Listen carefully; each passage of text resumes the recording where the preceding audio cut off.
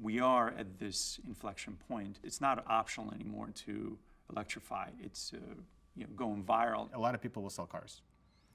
Maybe Tesla, maybe GM, maybe VW, but they're all going to use the same nickel, and they all use the same copper. The royalty model is brilliant. You're not really exposed to the downside that's typically associated with a mining operation, but you have all the optionality and all the upside. I cannot imagine a better way to participate in everything that's happening. Today, the world's largest pools of capital are chasing the green energy transition, making this one of the most exciting investment trends in decades. The best returns often come from investing early in these megatrends. Well-established plays like electric vehicles, renewable energy, and battery technology have run up massively over the last few years, and they should keep running. But are there similar opportunities that the market isn't sufficiently appreciating?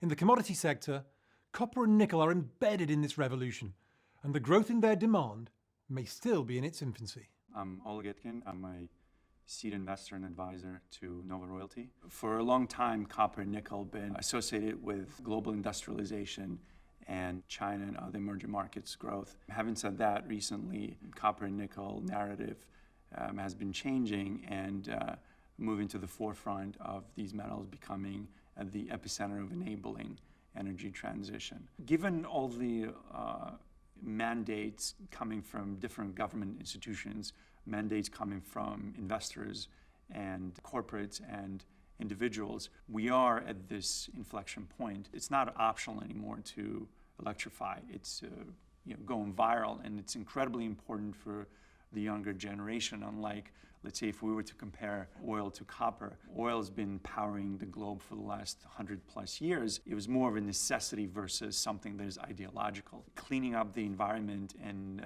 transitioning to cleaner energy a lot of it is ideological. When I talked about these numbers of renewable energy assets require up to 15 times more copper than regular fossil fuel per unit of generated capacity. EVs require up to 10 times more copper, and about 80% of EVs battery is nickel. So with that backdrop of copper supply growing in the low single digits in the last 10 years, we're not talking about just another bull cycle or super cycle. It's very easy to see how we're entering into this world where copper and nickel are becoming irreplaceable building blocks for the new energy transition. Just this decade alone, we expected to triple our wind capacity. We expected to go up 5 to 6x on our solar capacity. And in terms of electric vehicles on the roads, is expected to go from 10 million to 150 or 200 million just this decade alone. And again, it's not something that's going to stop by 2030. It's something that is bigger than any particular administration. I think people are coming to this consensus that it's absolutely necessary to continue pushing forward. Everyone has heard the old saying, you don't want to go mining for gold, you want to sell picks and shovels to the miners. In today's renewable revolution, copper and nickel are the picks and shovels of the entire energy transition. It's a narrative that hasn't fully caught up with the hype, but some of the best investors in the world are starting to take notice. But what's the best way to play it? Copper and nickel futures? Large consolidated miners? Or maybe another more pure way to play the setup, like royalties on copper and nickel?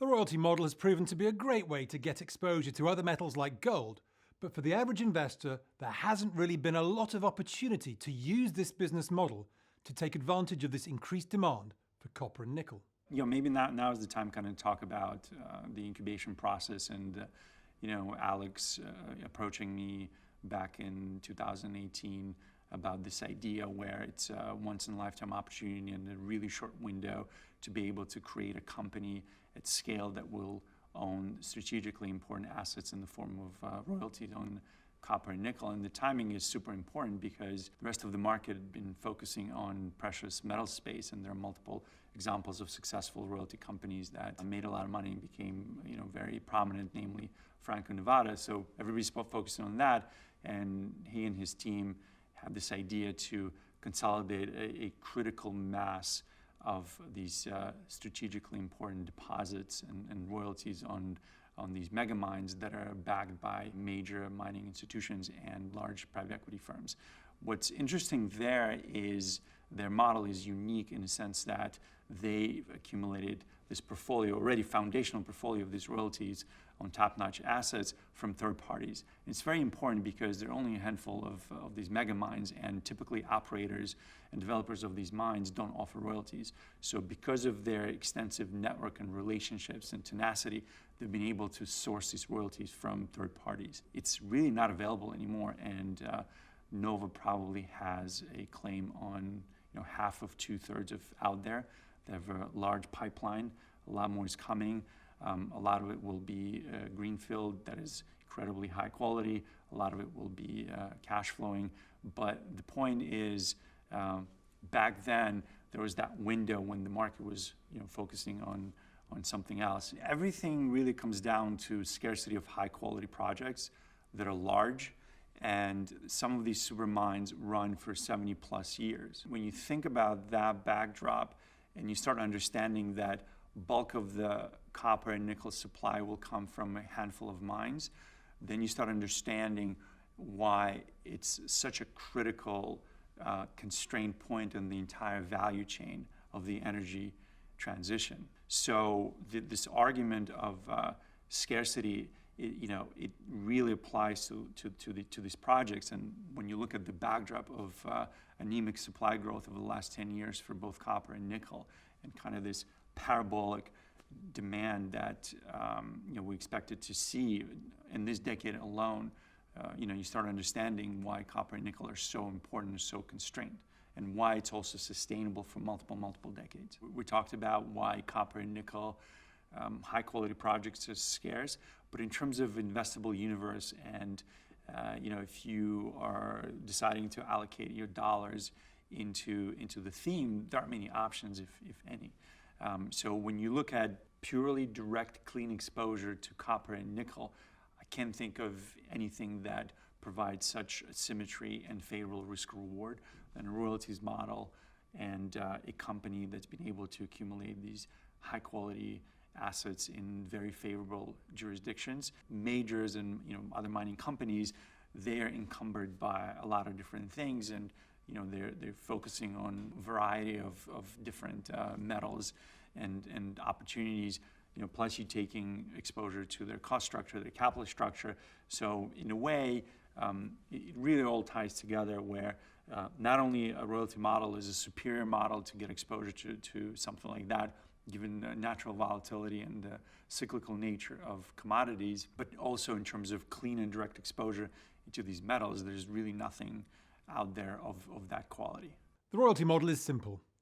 The royalty owner gets some percentage of the revenues of a particular mine in exchange for some investment in the mine. Oftentimes the royalty is in perpetuity. The beauty of it is that the royalty is taken from revenues and not profits. It doesn't matter what the costs are.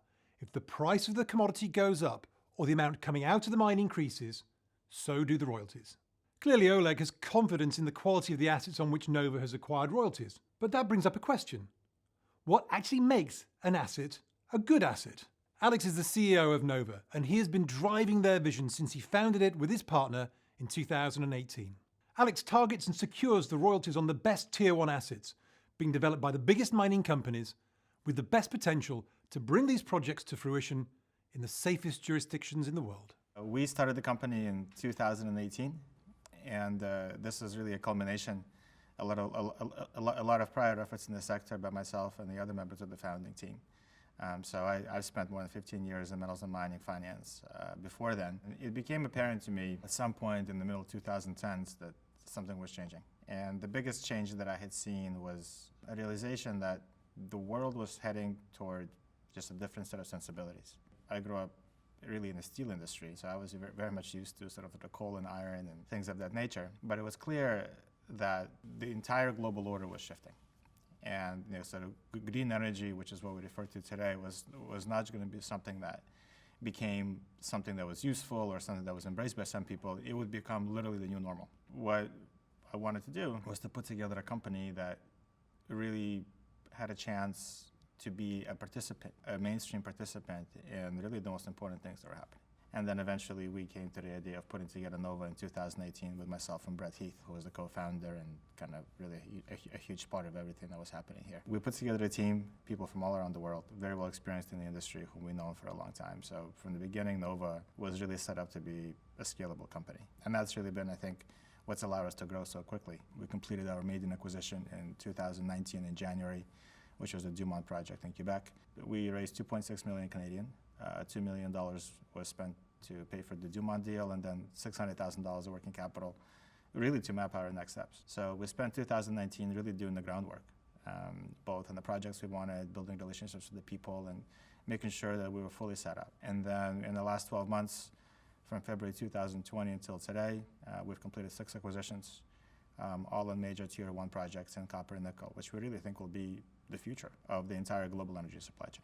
I think the strength really is that we've got a team that's global. I'm based in New York. We've got people in Canada. We have people in Chile. We have people in Peru, people in Australia. So we have firsthand relationships with a lot of people, and really the whole sector, I would say. And so what we did in 2019, after we bought the Dumont royalty, which was really sourced through a relationship within the team, we literally just mapped out every piece of copper and nickel on the planet. And we said, okay, what are the countries? What are the camps? Where do we want to be? Who owns the royalties? How do we get through? And there was just a lot of hard work to really figure out what we wanted, what we didn't want. And we made a plan, kind of what we wanted to target and what were our key priorities as we went through.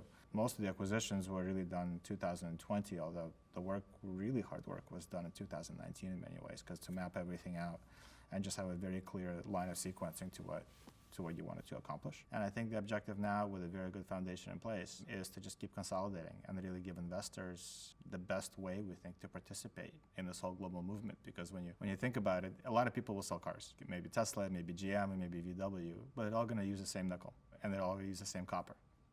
And when you look at the nature of the copper and nickel space, these are enormous, very capital-intensive projects that can be built by relatively few people. The level of expertise and capital and the risk is very high. So that's why from the outset, if you look at what we've done, we focused really on the top-notch projects that we know are going to get the attention from the big companies that can actually build them. If it's a tier 1 asset, you're talking at least 1 billion tons of ore, more likely 2 or more. If you look at what we bought, Taka is 3 billion, Vizcachitas is 2 billion, Nova Union is well over 1 billion, Dumont is over 1 billion tons of nickel ore, and nickel trades at a much higher price than copper, so they need to be very large. And the reason is that the big companies want to see 30 years of life ahead, minimum. And the reality is, if you look at the average copper mine in the top 60, the average life projected right now is 77 years, from the time they started up to projected depletion. So what happens is these are, it's not so much of a mine, this is just like a massive district. So you start off with a mine plan that covers off a reasonably small part of that, and then you naturally keep expanding. The copper mines, they're probably the longest lived mines in the world because they just keep on going. So we still have a lot of mines that were built in the 19th century, not in the 20th. So this is a very long life sector. So the big companies that really you want to do your building, because it's so hard. I mean, these management teams have to do yeoman's work to really get this done correctly. You have, the geology is complicated, the metallurgy is complicated, the social relations are not getting any easier if you read the news. Governments, everything has to be done so well and so consistently. The reason that very few people succeed is because it's hard. I think something like 70% of your global copper is produced by mines making at least 100,000 tons a year. There's not that much of consequence that happens below tier 1. People may occasionally have a successful mine which has good grade, they make some money and the like, but it doesn't make a dent in a global scheme. And so, I think what we wanted to do in terms of what we gave investors is, you want to invest in the deposits that do make a dent. That's your direct participation. I mean, the copper price is fine and getting commodity exposure is fine, but that's not really what we're after. You can certainly get that by investing in what we're doing, no question, but it's really about the assets. It's about the assets, the selection, the diversification, and how they all interact together, I think, in a really compelling way. Nova's structure is key to acquiring these assets, using a combination of cash and stock so that owners can realise some of their investments now, while also maintaining some of the asymmetric upside with their new equity in Nova. They're also lowering their risk by diversifying their exposure with a basket of other royalties. The hard work in reaching critical mass has already been done when the basket was less attractive. Diversification increases with each deal because the basket perpetually gets better. Still, you may be wondering, why not just invest in the mine itself? Well, I think it's just a fundamentally different proposition. So I mean, when you're buying the equity of companies, you're buying a lot of risks that the royalty model doesn't have. I mean, the royalty model is very simple. You get some percentage of the revenues. That's it. You don't have to worry about the costs. You don't have to worry about the capital they have to sink.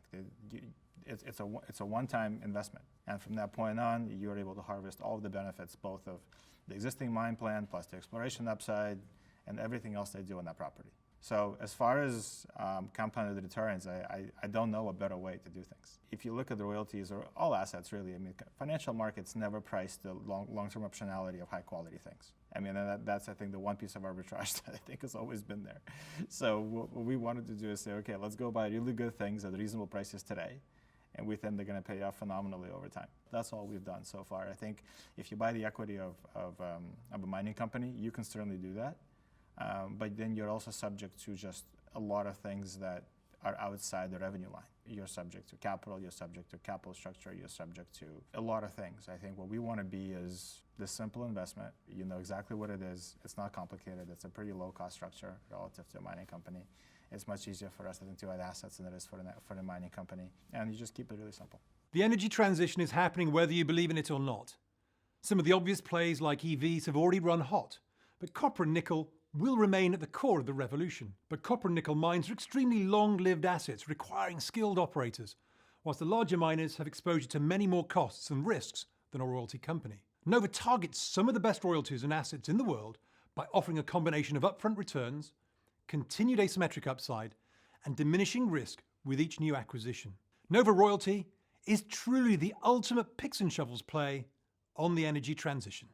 I cannot imagine a better way to participate in everything that's happening than Nova. What we've bought are not just some commodity projects. We've bought the systemically important pieces that will help to drive the entire movement. And I think if you believe in what's happening, and I think more and more people are believing in what's happening, I think you want to have a part of this. It's a very simply constructed company. There's no complicated cost structure. It's very transparent in the way that it thinks about its business, what it's done.